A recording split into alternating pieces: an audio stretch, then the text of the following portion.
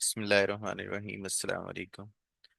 अच्छा जी, आज हम लेक्चर 1 डिस्कस कर रहे हैं सी कॉरपोरेशन सीरीज का।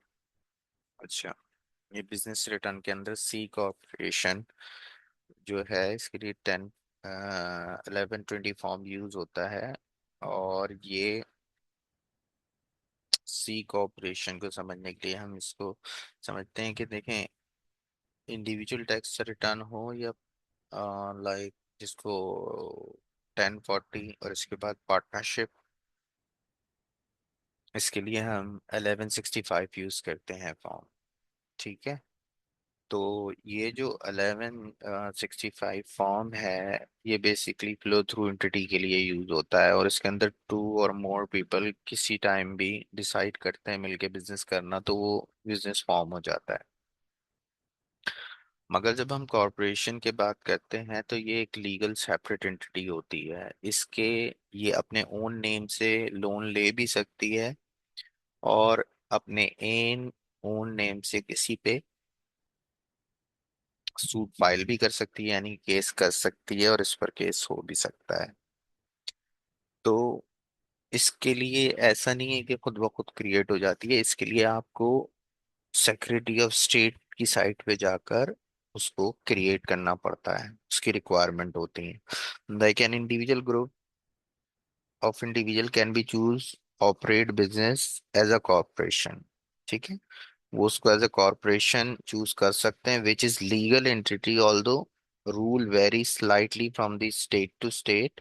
The general procedure is follow first individual और entity that form the corporation, और जो लोग कॉरपोरेशन को फॉर्म करते हैं उनको इनकॉर्पोरेटर कहा जाता है। ठीक है। फाइल आर्टिकल, ये दो डॉक्यूमेंट होते हैं बेसिकली, आर्टिकल ऑफ एसोसिएशन और बायलॉज। आर्टिकल ऑफ एसोसिएशन क्या होता है?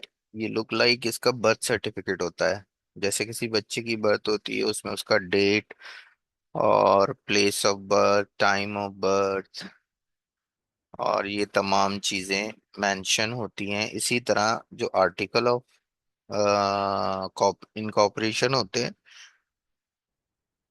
उसमें भी ये आर्टिकल का किस टाइम पर ये फॉर्म हुई है, कितने मेंबर हैं, क्या काम करते हैं, ये तमाम चीजें इसके अंदर आती हैं। और बायलॉज के अंदर, ये बायलॉज ये बताती है ये वर्क और रिस्पॉन्सिबिलिटी क्या है, किस तरह से ये लोग काम करेंगे। ठीक है, ये चीज को बताते हैं। Generally appropriate state agency of secretary of state corporation commission के अंदर इसको इनकॉर्पोरेट किया जाता है। The state agency issue the corporate of charter, ये एक सर्टिफिकेट इशू होता है जिसको कॉरपोरेट ऑफ चार्टर कहते हैं, और comparable document indicate the corporate entity is exist. ठीक है। तो जो भी, जहां आप डिसाइड कर लेंगे कि हमें कॉरपोरेशन फॉर्म करनी है, जब कॉरपोरेशन हमें फॉर्म करनी है तो हम अपने पर जिस भी आप स्टेट में, उस पर्टिकुलर स्टेट में सेक्रेटरी ऑफ स्टेट की साइट पे जाएंगे। वहां से जाकर आपको ये आर्टिकल ऑफ एसोसिएशन और बायलॉज की लिस्ट मिल जाएगी, क्या क्या चीजें हैं। वहां पर आप रजिस्टर करेंगे, उसकी एक सर्टेन फीस होती है, उस फीस को भरेंगे, और उसके बाद आपको एक वही पर्टिकुलर इदारा आपको एक सर्टिफिकेट ऑफ चार्टर इशू करेगा। तो वो सर्टिफिकेट होता है कि आपकी ऑर्गेनाइजेशन क्या है, वो रजिस्टर्ड हो गई है। करेक्ट। तो इनकॉर्पोरेटर जाएंगे, वो आर्टिकल ऑफ एसोसिएशन और बायलॉज को सबमिट करेंगे स्टेट फाइलिंग एजेंसी में, और वो चार्टर उसको इशू हो जाएगा। करेक्ट। तो इस तरह से ये फॉर्म हो जाएगी। अच्छा, अब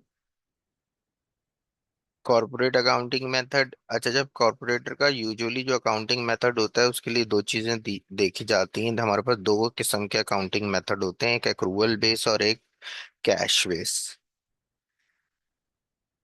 एक्रूवल बेस और कैश बेस में क्या फर्क होता है? कैश बेस अकाउंटिंग वो होती है जिसके अंदर, कैश बेस अकाउंटिंग वो होती है जिसके अंदर जिस टाइम पर वो एक्चुअली कैश रिसीव और पे होता है, उस टाइम उसको इनकम और एक्सपेंस लिखते हैं।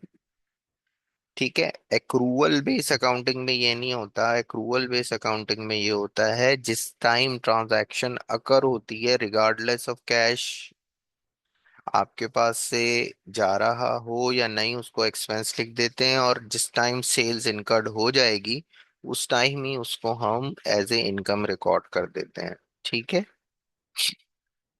ये फाइनेंशियल अकाउंटिंग का एक कॉन्सेप्ट है।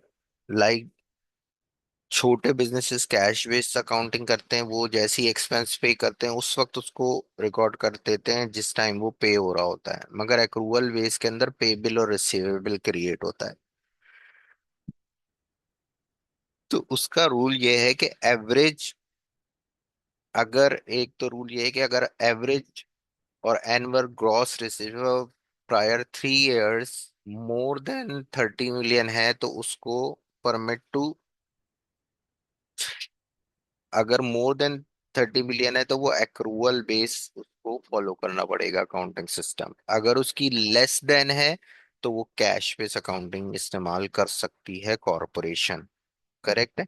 ये रूल याद रखना है। मोर देन अगर 30 मिलियन है तो जरूरी है कि वो फिर कैश बेस अकाउंटिंग नहीं यूज करेगी, वो एक्रूवल बेस अकाउंटिंग यूज करेगी। और अगर लेस देन 30 मिलियन है तो कैन परमिट, उसको हो सकता है कि वो cash base accounting.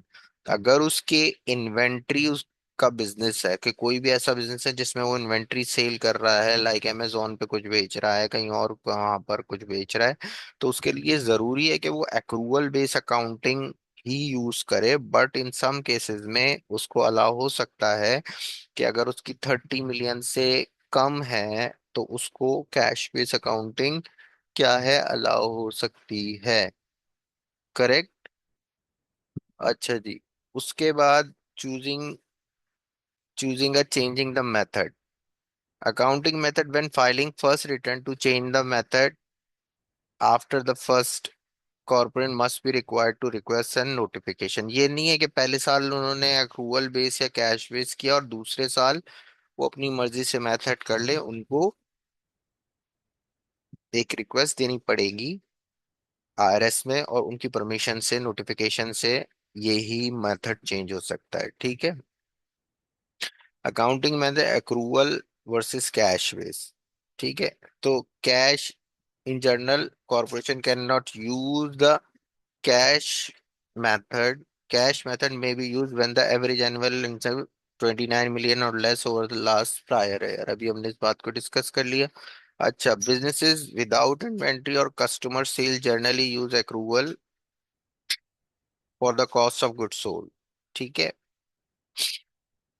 If the general annual gross receive 29 million और less over the prior 3 years cash method में बी यूज। अभी हमने इसको डिस्कस कर लिया। Accrual base income timing under job cut tax act का जो accrual based tax payer recognition mention है उसको हम फॉलो करते हैं। ठीक है।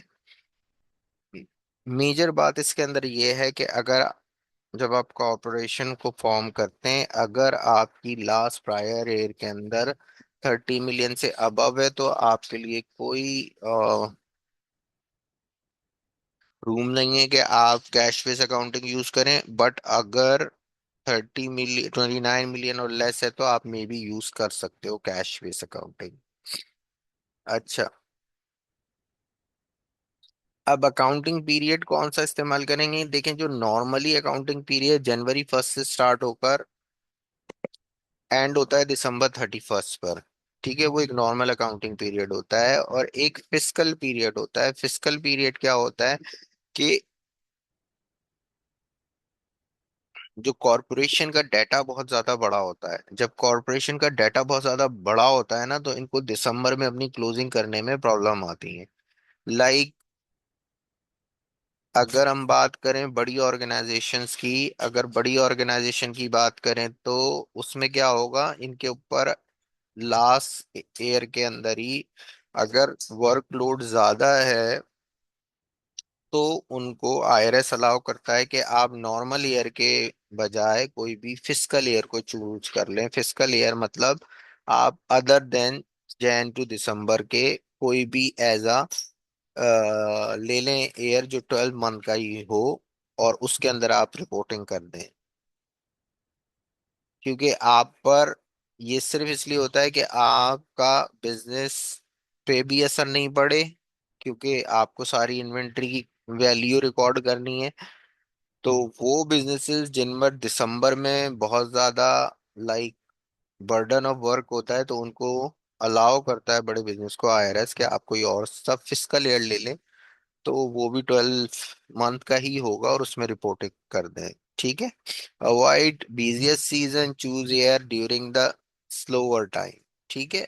तो जो बिजिएस्ट आपका सीजन है उसको छोड़ के आप कोई भी वो वाला टाइम ले लें जिसमें आपके पास टाइम हो। Plan to report in the test work a well time year and can make the financial reporting and tax preparation easier. Retailer January 31st after holiday season कर सकते हैं, वो Disney September 31st after summer season. क्योंकि जो Disney की अगर हम बात करें तो वो समर सीजन में उधर बहुत ज्यादा रश होता है। तो आप उसको अगर करेंगे तो उसको कोई दूसरा ईयर जो उसको सूटेबल हो उस वो कर ले। Pick up the fiscal year end to support the business cycle, जो भी उनकी बिजनेस साइकिल को सपोर्ट कर रही है उसके लिहाज से वो होगा।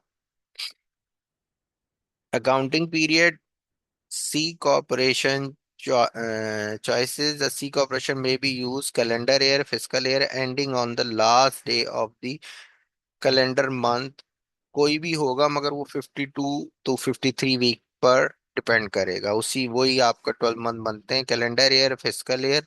कैलेंडर ईयर तो आपका वही होता है जो जनवरी से दिसंबर तक का होता है, जो नॉर्मल होता है। बट फिस्कल ईयर क्या होता है, कोई भी ऐसा जो 52 से 53 वीक ऑफ ईयर पे डिपेंड करेगा उसको हम फिस्कल ईयर कहेंगे। C corporation board choice to accounting period and S Corporation and Personal Services Corporation PSC more limited available in the end। ये वो बिजनेसेस होते हैं पीएससी जिसके अंदर स्पेशलाइज एक्टिविटी इन्वॉल्व होती है। Like what is the personal services corporation provide the personal services, health, law, engineering, architect, accounting and agriculture sciences and performing the art. जिसके अंदर पर्सनली कोई बंदे की स्किल्स इन्वॉल्व होती हैं उनको हम ये कहते हैं। To the majority of service are substantial to perform by the share holder और एम्प्लॉय, उनसे ही रिलेटेड होती है। More than 10% of stock value is own by the share holder और एम्प्लॉय। जो 10% से ज्यादा है वो एम्प्लॉय या शेयर होल्डर के पास है। PSC stay effect the corporate permitted accounting period. ये भी अगर इसके अंदर भी है तो वो भी डेफिनेटली जब वही लोग हैं जो बिजनेस को प्रिपेयर कर रहे हैं तो उनके ऊपर ज्यादा रिस्पॉन्सिबिलिटी आ जाती है, तो इसलिए वहां पर भी आपका अकाउंटिंग पीरियड को सेलेक्ट करना डिपेंड करता है और आप चूज कर सकते हैं फिस्कल ईयर। सी कॉरपोरेशन फाइलिंग रिक्वायरमेंट। सी कॉरपोरेशन की फाइलिंग, सी कॉरपोरेशन के लिए 1120 फॉर्म यूज होता है एनुअल रिटर्न के लिए। C corporate must file 1120 every year even there is no taxable. अगर जीरो इनकम भी है तब भी वो 1120 फॉर्म रिकॉर्ड करेंगे। Okay. Due dates by the fiscal year end. Fiscal year end June 30 हो सकता है, रिटर्न September 30। अगर June 30 होता है तो September 15 को वो जमा कराएंगे। ठीक है। 15 day of third month after the year है। ठीक है। जो भी होगा उसके बाद जैसे एक नॉर्मल रिटर्न का होता है कि अगर आपका December 31 को होता है तो आप फोर्थ मंथ ऑफ वो कराते हैं, इसी तरह वो इसको भी काउंट करते हैं। All other C corporation return due 15 day of fourth month. अगर 15 day of fourth month like calendar year end होता है आपका दिसंबर पे और अप्रैल 15 तक आप सबमिट कर सकते हैं, और February 28 को एंड हो रहा है तो June 15 तक आप सबमिट कर सकते हैं। वही प्रोसीजर है जो होता है। 7 मंथ एक्सटेंशन है टू April 15 तक। तो टोटली आपके पास जो टाइम होता है लाइक कि आप पहले अगर ईयर एंड हो रहा है आपका दिसंबर में तो पहले आपको मिलेंगे 4 मंथ लाइक April 15 तक जमा कराएं, और उसके बाद अगर आप एक्सटेंशन फाइल कर दें तो 6 मंथ की एक्सटेंशन आपको मिल जाती है फ्रॉम ड्यू डेट से। तो maximum filing period of extension 9.5 month आपको मिल जाते हैं जमा कराने के लिए October 15 तक in the normal situation. But अगर आप फिस्कल ईयर चूज करते हैं जो कि डिफरेंट है कैलेंडर ईयर मींस क्या है, जनवरी टू दिसंबर। बट आपको दिसंबर सूट नहीं करता, उधर आपका वर्कलोड ज्यादा है, तो आप कोई भी 52 to 53 वीक का एक पीरियड सेलेक्ट करके रिपोर्टिंग कर सकते हो, और उसके बाद उसी तरह आपको ये 9.5 मंथ मिल जाते हैं। करेक्ट। अच्छा, corporation formation of stock and stock basis, critical to basis हैं। एक share holder stock basis, the basis determine the both of the owner stock and trust and property exchange। और दूसरा क्या है भाई, corporation basis in a contributed property, basis is determine both of the owner stock interest and property. Corporation के अंदर उसका क्या है कि पर्सनल बंदा अगर इन्वेस्ट करेगा उसको क्या मिल रहा है, जो कॉन्सेप्ट हमने प्रीवियस डिस्कस किया था पार्टनरशिप में इनसाइड आउटसाइड बेसिस का, वही यहाँ पर है। तो ये जो कॉर्पोरेशन है इसको आप पार्टनरशिप की तरह ट्रीट कर लें, कि ये जो इनसाइड बेसिड है और उसका आउटसाइड बेसिस है। Exchange of cash and property, देखें भाई शेयर होल्डर इंडिविजुअल है, वो कैश और प्रॉपर्टी कॉर्पोरेशन या एस कॉर्पोरेशन में या सी कॉर्पोरेशन में आएगा, और इसके अगेंस्ट उसको शेयर मिलेंगे। जैसे वहां पर पार्टनरशिप में उसको परसेंटेज ऑफ इंटरेस्ट मिलता था कि आपका 80% है, 40% है, 3% है, तो यहाँ नंबर ऑफ शेयर मिलेंगे उसको, जो उसके कंट्रोल को जाहिर करेंगे, जो उसको कंट्रोल को शो करेंगे। व्हेन सी कॉर्पोरेशन और S corporation form, individual acquire stock in exchange of their cash and property. 80% rule, कि अगर आपने किसी भी सी कॉरपोरेशन में मोर देन 80% का आपके पास कंट्रोल है, तो वो चीज जनरली टैक्स फ्री होती है। यानी कि आपने इन्वेस्ट किया है टोटल 100,000 है शेयर की वैल्यू, और उसमें से आपके पास जो है उसकी 80,000 या मोर उसके आपके पास शेयर है, तो वो जनरली टैक्स फ्री होंगे क्योंकि आप उसको ओन करते हैं। अगर लेस देन है तो वो मे बी टैक्सेबल हो जाएंगे, उस पर आपको टैक्स पे करना पड़ेगा। Control is measure immediately after the exchange, control कैसे मेजर होगा, जैसे ही आप ओनरशिप ट्रांसफर करोगे तो उसके अंदर आपको पता चल जाएगा। अच्छा, टैक्स फ्री कॉर्पोरेशन फॉर्मेशन, एक है बोनी कंपनी फॉर्मेशन। मार्टी इसने ट्रांसफर किए 1,000 कैश और इसको रिसीव हुए हैं 100 शेयर, और सारा ने ट्रांसफर किए हैं 100, फेयर मार्केट वैल्यू है, और इसको 800 के शेयर रिसीव हुए हैं। तो इधर 100% कंट्रोल है।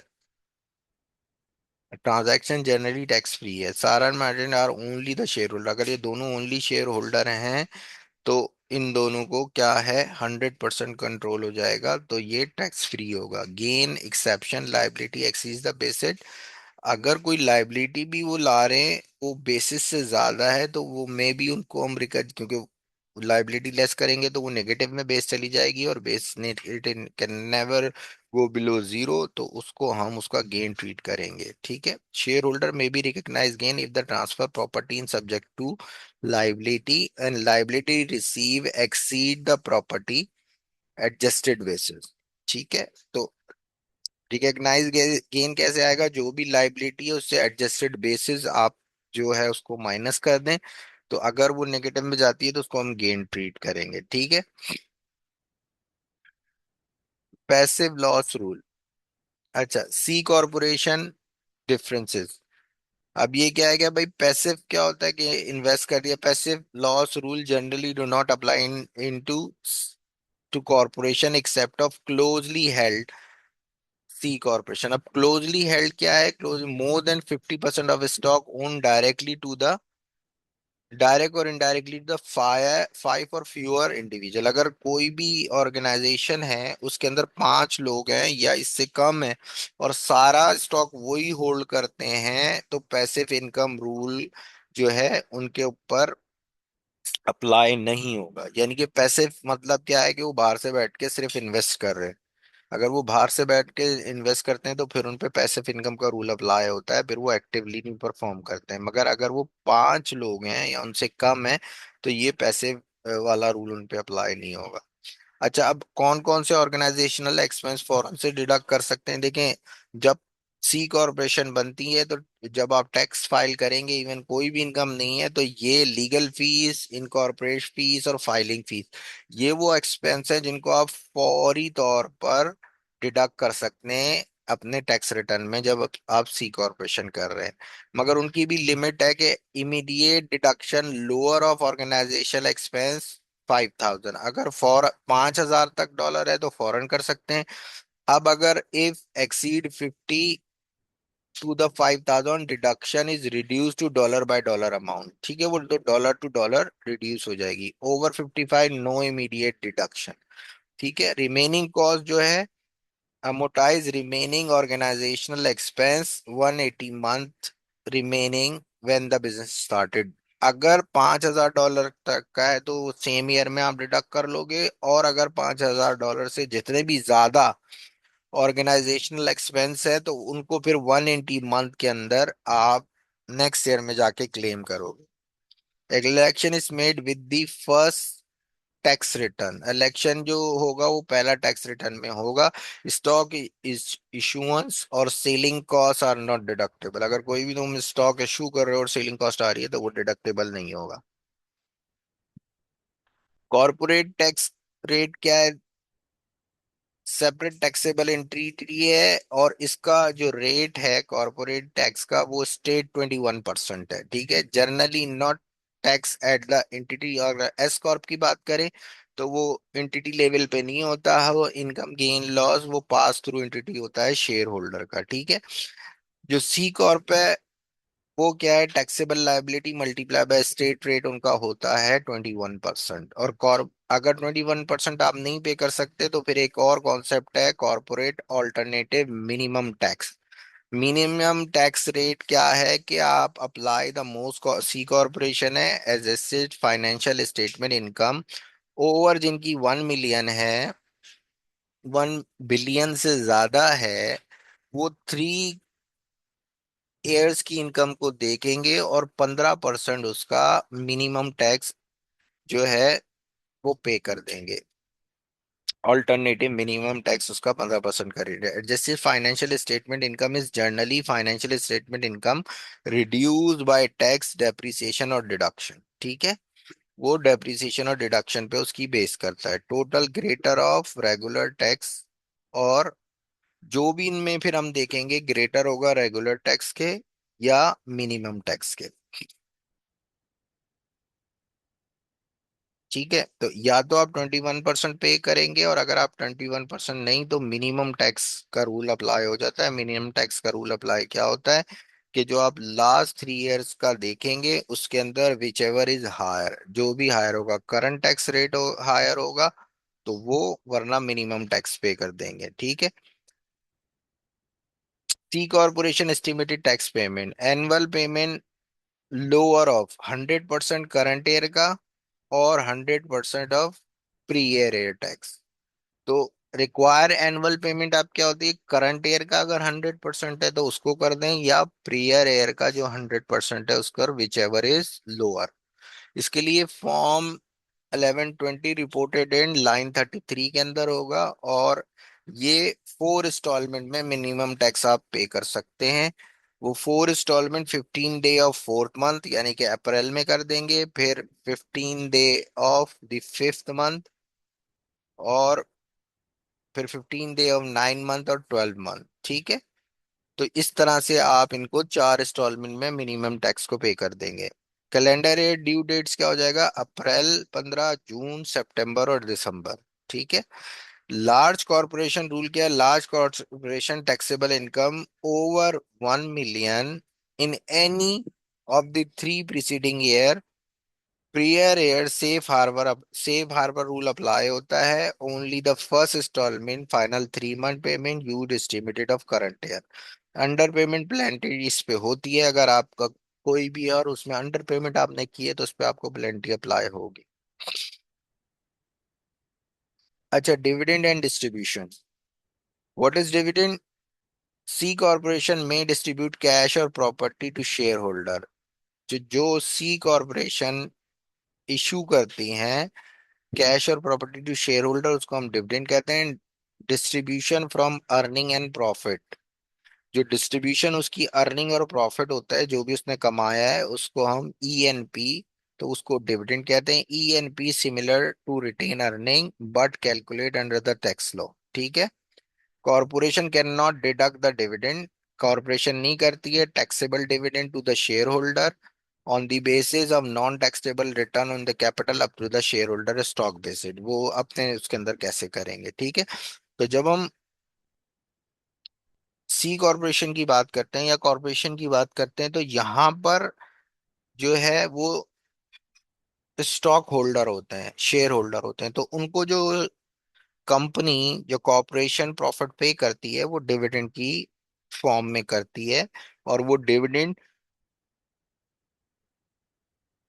को वो अपने रिटर्न के अंदर एज ए टैक्सेबल शो करते हैं, ठीक है।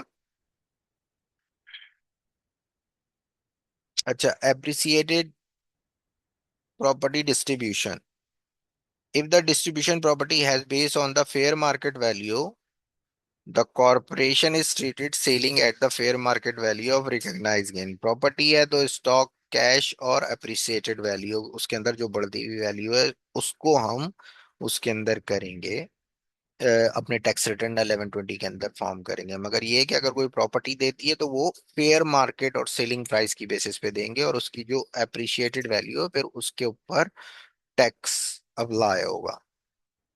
अच्छा, कैपिटल गेन और लॉस, अगर कोई भी कैपिटल गेन होता है तो कॉरपोरेशन के अंदर क्या होगा, प्रेफरेंस ट्रीटमेंट टैक्स होगा, नो नॉर्मल कॉर्पोरेट रेट पर नहीं होगा। और उसके अंदर net capital loss, capital effect only capital gain, और अनयूज लॉस कैरी 3 इयर्स तक आगे चला जाएगा। जो नहीं होगा, सिर्फ जितनी इनकम होगी उतना ही लॉस होगा। लाइक अगर कैपिटल लॉस हुआ है सी कॉरपोरेशन के अंदर तो वो सिर्फ उतना डिडक्ट होता है जितना उसकी इनकम हो, इसके अलावा नहीं होता, और वो फिर कैरी फॉरवर्ड हो जाता है, वो नेक्स्ट ईयर के अंदर वो जा सकता है। और जितने भी ये कैरी फॉरवर्ड लॉस होता है इसको हम शॉर्ट टर्म ट्रीट करते हैं, और अर्ली ईयर फर्स्ट 5 ईयर तक इसको डिडक्ट कर सकते हैं, ठीक है। जबकि अगर आप इंडिविजुअल की बात करें तो net capital gain short term gain होता है, रेगुलर टैक्स रेट इस पे अप्लाई होता है, नेट लॉ और long term gain maximum rate है 15 to 20%। अगर नेट कैपिटल लॉस होगा deduct up to 3000 for each year, remaining loss carry forward होगा, carry over loss retain long term और शॉर्ट टर्म क्लासिफिकेशन, उसको हम लॉन्ग टर्म और short term classify कर देंगे। और उसकी तरह से होता है individual receive preferential long term capital gain rate, corporation do not. वो लॉन्ग टर्म कैपिटल गेन और लॉस को इंडिविजुअल्स को मिल जाते हैं, कॉरपोरेशंस को नहीं मिलते हैं। अच्छा, कैपिटल लॉस ट्रीटमेंट क्या है। लाइक अगर एडम एज एन इंडिविजुअल है और इसको लॉन्ग टर्म लॉस हुआ है, 8500 लॉस हुआ है, तो जो फर्स्ट ईयर होगा वो 3000 डिडक्ट करेगा, और कैरी फॉरवर्ड कितना हो जाएगा 5500। और ये लॉन्ग टर्म कैपिटल लॉस होगा उसको कैरी फॉरवर्ड करेगा। और जो अज्यूम एडम है सफिशिएंट टैक्सेबल इनकम, वो ये अज्यूम कर रहे हैं कि 3000 ही उसकी इनकम होगी और उसको वो कर सकेगा। बट अगर यही सी कॉर्पोरेशन है तो और नेट कैपिटल लॉस है उसका, तो उसको कैरी बैक कर सकता है प्रीवियस 3 इयर्स में। लाइक यहाँ पर अगर हम बात करें 23 की, तो वो 2021 और 22 any unused loss carry forward for 5 year, ठीक है। कैपिटल लॉस में इफेक्ट ओनली कैपिटल गेन, तो कैपिटल लॉस और कैपिटल गेन से ऑफसेट हो जाएगा इसका, ठीक है। अच्छा, सिमिलैरिटीज क्या है सी कॉर्प में और इंडिविजुअल्स के अंदर। वही के सी कॉर्प और individual corporate gross income are may be similar. इसके अंदर कंपनसेशन फॉर सर्विसेज जो भी है, ट्रेड बिजनेस इनकम हो सकती है, प्रॉपर्टी गेन हो सकता है, इंटरेस्ट और डिविडेंड हो सकता है। सी कॉर्पोरेशन है, फ्यूअर चीजें इसके अंदर एक्सक्लूजन होती हैं। अच्छा, नॉन डिडक्टेबल क्या है। Interest, debt use to buy tax exempt security, ये नॉन डिडक्टेबल होती है। एंटरटेनमेंट जो होती है वो non deductible, related party transaction non deductible होती हैं। सिमिलरली डिडक्टेबल क्या होती हैं, interest, tax, losses, bad debts, cost of recovery यानी कि डेप्रिसिएशन, चैरिटेबल और net operating loss, research and experimental expenditure. Corporate do not distribute between business और non business bad debt. तो कॉरपोरेशन के अंदर हम कोई फर्क नहीं कर सकते बिजनेस और नॉन बिजनेस वेट डेट्स में। डिसिमिलैरिटीज क्या होती हैं? टैक्स रेट है, ये प्रोग्रेसिव होता है, यानी कि बढ़ता रहता है 21% से 37% तक। जबकि कॉरपोरेशन में जो फ्लैट 21% टैक्स रेट होता है। ठीक है। Deduction and income, corporation generally corporate expense और business deduction, no AGI calculation नहीं होती। जबकि यहाँ पर क्या है, इंडिविजुअल में बी स्टैंडर्ड डिडक्शन और आइटमाइज डिडक्शन मिलती हैं। यहाँ पर कॉरपोरेशन में कोई स्टैंडर्ड आइटमाइज डिडक्शन नहीं होती। नो क्वालिफाइड बिजनेस इनकम और नो एक्सेस बिजनेस लॉस जो भी है ये नहीं होता है। ठीक है। Personal credit not available for to corporation. Child tax और डिपेंडेंट टैक्स केयर नहीं होती। क्रेडिट फॉर अर्ली डिसेबिलिटी नहीं होती। अर्न इनकम क्रेडिट नहीं होती। Corporation individual taxable in a rule में बी डिफरेंट। ठीक है। अगर हम यहाँ बात करें कि यहाँ पर क्या होता है, देखें यहाँ पर जब हम इनकम को लेते हैं, इसमें से लेस जो भी एक्सक्लूजन होती है वो करते हैं तो ग्रॉस इनकम आती है। फिर हम क्या करते हैं, डिडक्शन फॉर एजीआई और एडजस्टेड ग्रॉस इनकम आती है। फिर हम इसके अंदर से आइटमाइज और स्टैंडर्ड डिडक्शन को लेस करते हैं तो फिर इसमें से क्यूबीआई डिडक्शन, क्वालिफाइड बिजनेस डिडक्शन करते हैं तो टैक्सेबल इनकम आती है। फिर टैक्स रेट लगता है और फिर रिफंड या ड्यू आता है। यहाँ पर क्या होता है, यहाँ पर डिडक्शंस नहीं होती हैं। यहाँ इनकम में से लेस जो भी एक्सक्लूजन्स हैं उसको अवेलेबल वो करेंगे, ग्रॉस इनकम आ जाएगी, फिर डिडक्ट करेंगे। Except of net operating loss और डिविडेंड को हम लेस कर देंगे। इसके अलावा जो भी डिडक्शन है उनको लेस करेंगे तो टैक्सेबल इनकम बिफोर आ जाता है हमारे पास नेट ऑपरेटिंग लॉस और डिविडेंड। तो इनको फिर हम लेस करेंगे तो हमारी टैक्सेबल इनकम आ जाती है, टैक्स क्रेडिट और रिफंड। ठीक है। इस तरह से हम अपनी बिजनेस इनकम को देख लेते हैं। ठीक है। तो अभी इस लेक्चर में इतना ही, बाकी हम इंशाल्लाह नेक्स्ट में इसको डिस्कस करेंगे। Thank you so much, thank you so much. Please like करें और इसको शेयर करें और सब्सक्राइब करें। Thank you.